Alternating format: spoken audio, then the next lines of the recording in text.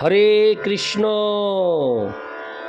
আজ 25শে বৈশাখ 1431 ও ইংরেজি 8ই মে 2024 বুধবার। আজ আমি শ্রীমদ্ ভাগবতম পাঠ করছি। শ্রীমদ্ ভাগবতমের দ্বিতীয় স্কন্দ নবম অধ্যায় ভগবানের বাণীর বর্ণনার মাধ্যমে উত্তরের শ্লোক 8 ও 9। অডিওর শুরুতে সকল ভক্তিমতী মা ও ভক্তবৃন্দের কাছে আমার একটি আবেদন, আপনারা আমার এই অডিওগুলি শ্রবণ করার পর একটি করে কমেন্টস করে জানাবেন আপনাদের কেমন লাগছে আমার এই অডিও পাঠ। আপনাদের এই কমেন্টস পেলে আমি অত্যন্ত আনন্দিত হব এবং উৎসাহিত হব। নারায়ণ হে নারায়ণ ভবভয়হরণম নারায়ণ লক্ষ্মীকান্তম কমলনয়নম মঙ্গল চরণম নারায়ণ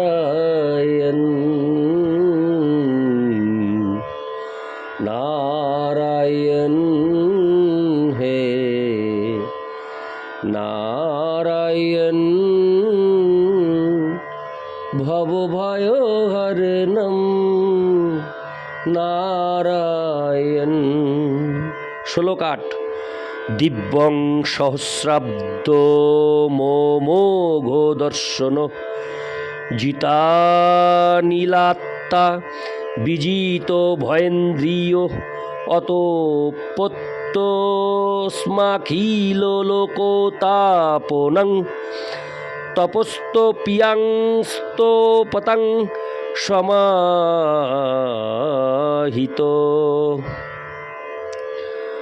ব্রহ্মা 1,000 দিব্য বর্ষ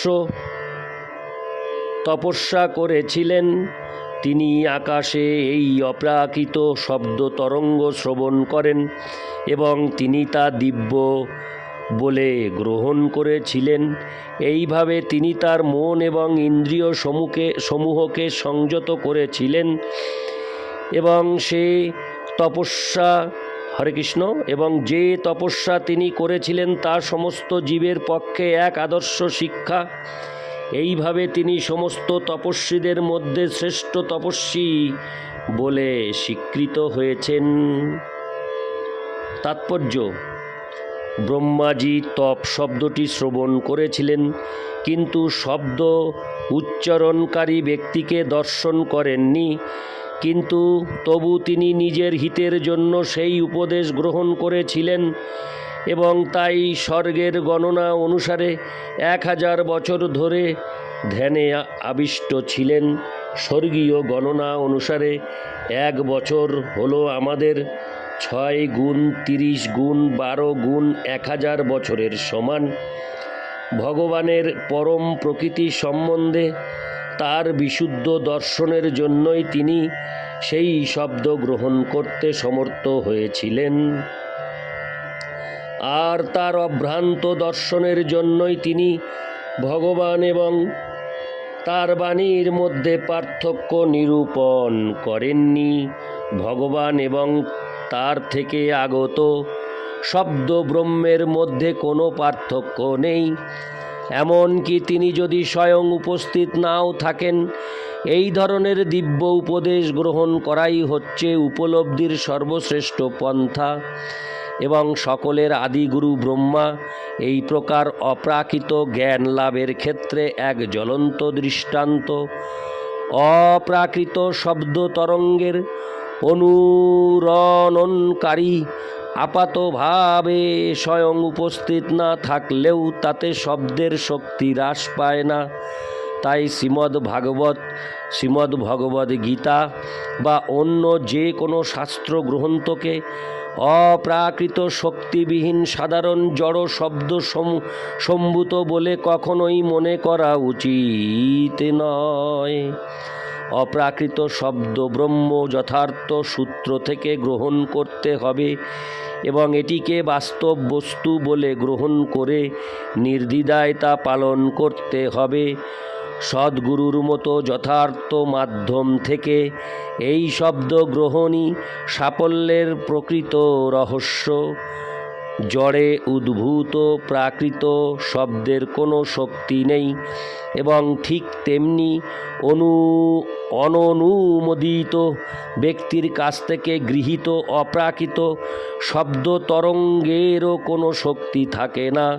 এই প্রকার অপ্রাকৃত শক্তি নিরূপণের জন্য যথেষ্ট যোগ্যতা থাকা প্রয়োজন এবং যোগ্যতার বলেই হোক বা দৈবাৎ সৌভাগ্যের ফলেই হোক, কেউ যদি অপ্রাকৃত শব্দ তরঙ্গ সদ্গুরুর কাছ থেকে লাভ করতে সমর্থ হন তাহলে তার মুক্তির পথ প্রশস্ত।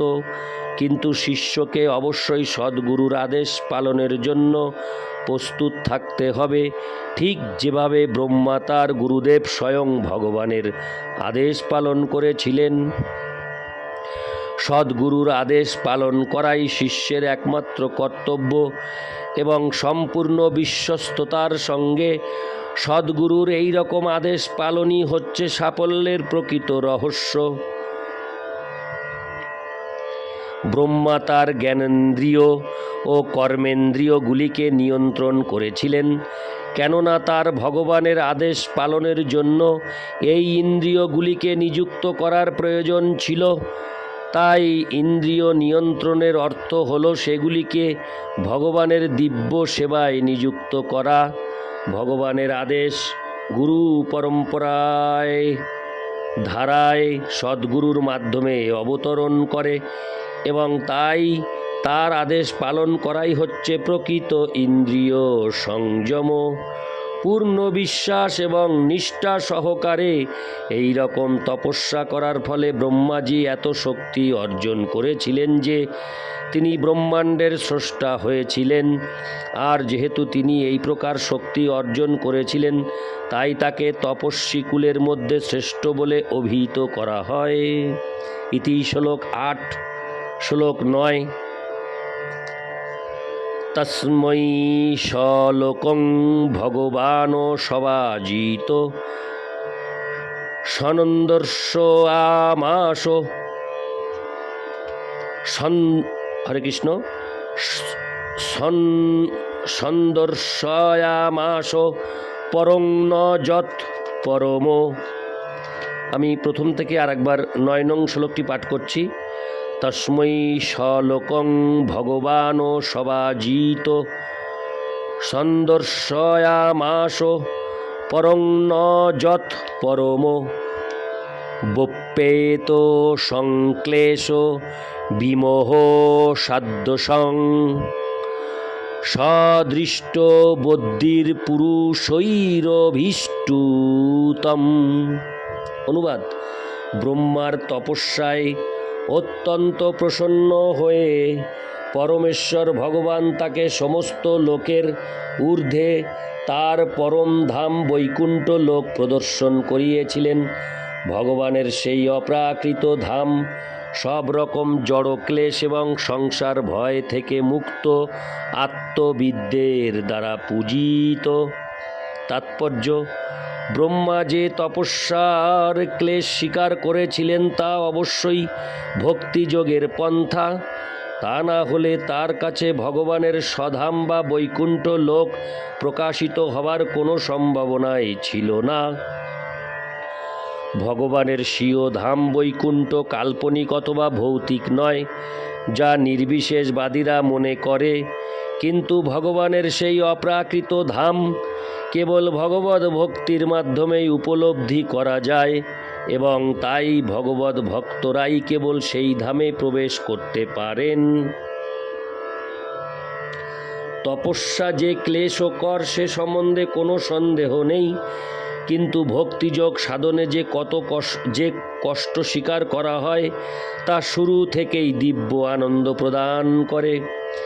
কিন্তু আত্ম উপলব্ধির অন্যান্য পন্থায় যেমন জ্ঞানযোগ, ধ্যানযোগ ইত্যাদি যে তপস্যা করা হয় তা অত্যন্ত কষ্টকর এবং চরমেও কষ্ট ব্যতীত অন্য কিছু লাভ হয় না।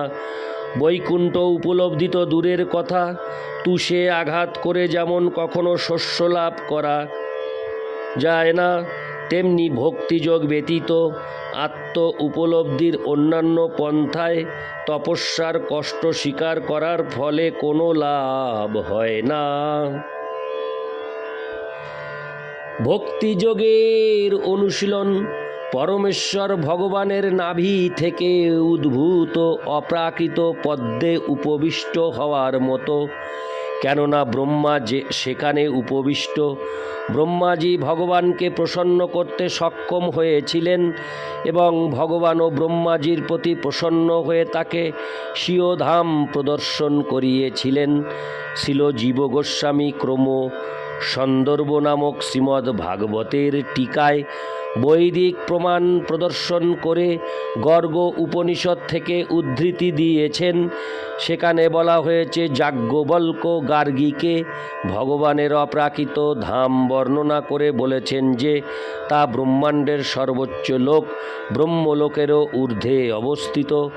ভগবানের এই ধাম যদিও শ্রীমদ্ ভগবদ্ গীতা, শ্রীমদ্ ভাগবত প্রমুখ প্রামাণিক শাস্ত্রে বর্ণিত হয়েছে, তা হলেও তা অল্প বুদ্ধি সম্পন্ন অল্পজ্ঞ মানুষদের কাছে রূপকথা বলে মনে হয়। এখানে সদৃষ্ট বুদ্ধি শব্দটি অত্যন্ত তাৎপর্যপূর্ণ। যিনি যথার্থই আত্ম উপলব্ধি করেছেন তিনি তার দিব্য স্বরূপ উপলব্ধি করতে পারেন। আত্মা অথবা পরমেশ্বরের নির্বিশেষ উপলব্ধি অপূর্ণ, কেননা তা জড় সবিশেষত্বের বিপরীত ধারণা। পরমেশ্বর ভগবান এবং তার ভক্তেরা অপ্রাকৃত, তাদের কোনো প্রাকৃত শরীর নেই। জড় শরীরে 5 প্রকার ক্লেশের আবরণ থাকে, যথা অবিদ্যা, অস্মিতা, রাগ, দেশ এবং অভিনিবেশ। জীব যতক্ষণ পর্যন্ত এই 5 প্রকার জড় ক্লেশের দ্বারা অভিভূত থাকে ততক্ষণ তার বৈকুণ্ঠ লোকে প্রবেশ করার কোনো প্রশ্ন ওঠে না। স্বরূপের নির্বিশেষ ধারণা জড় সবিশেষত্বের বিপরীত ধারণা এবং তা প্রকৃত সবিশেষত্বের থেকে অনেক অনেক দূরে। ভগবত ধামের সবিশেষ রূপের কথা পরবর্তী লোকসমূহে বিশ্লেষণ করা হবে। ব্রহ্মাজি ও বৈকুণ্ঠ লোকের সর্বোচ্চ লোককে গোলক বৃন্দাবন বলে বর্ণনা করেছেন। সেখানে ভগবান এক গোপ বালক রূপে শত সহস্র লক্ষ্মী দেবী কর্তৃক পরিবৃত হয়ে দিব্য সুরভি গাভীদের পালন করেন। চিন্তামণি পোকর সদ্যসু কল্পবৃক্ষ লক্ষাবৃতেষু সুরভীরভি পালয়ন্তম লক্ষ্মী সহস্র শত সম্ভ্রম সেব্যমানং গোবিন্দমাদি পুরুষং তমহং ভজামি। শ্রীমদ্ ভগবদ্ গীতার বাণী, যদ্গত্তা ন নিবর্তন্তে তদ্দাম পরমং মম, এখানে প্রতিপন্ন হয়েছে। পরম মানে পরব্রহ্ম, তাই ভগবানের ধামও ব্রহ্ম এবং তা পরমেশ্বর ভগবান থেকে অভিন্ন। ভগবান বৈকুণ্ঠ নামে পরিচিত এবং তার ধামকেও বৈকুণ্ঠ বলা হয়। এই বৈকুণ্ঠ উপলব্ধি এবং পূজা কেবল অপ্রাকৃত রূপ এবং অপ্রাকৃত ইন্দ্রিয়ের দ্বারাই সম্ভব। ইতি শ্লোক 9। আমি এই অডিওতে শ্রীমদ্ ভাগবতমের 2য় স্কন্দ 9ম অধ্যায়ের শ্লোক 8 ও 9 পাঠ করলাম। সকল ভক্তিমতী মা ও ভক্তবৃন্দের কাছে আমার কৃপাপূর্বক নিবেদন, আপনারা আমার অডিওগুলি শ্রবণ করার পর একটি করে কমেন্টস করে আমাকে উৎসাহিত করবেন। আপনাদের এই কমেন্টসে আমি অত্যন্ত আনন্দিত হব এবং উৎসাহিত হব এবং আমি আমার জীবদ্দশায় আমি শ্রীমদ্ ভাগবতম পাঠ করে অবশ্যই আপনাদের কাছে পৌঁছে দেওয়ার পর আরও অন্যান্য সনাতন অমূল্য ধর্মগ্রন্থ আমি পাঠ করে আপনাদের শ্রবণ করাতে ইচ্ছুক। আপনারা আশীর্বাদ করবেন আমার এই মনোবাসনা যেন পূর্ণ হয়। হরে কৃষ্ণ।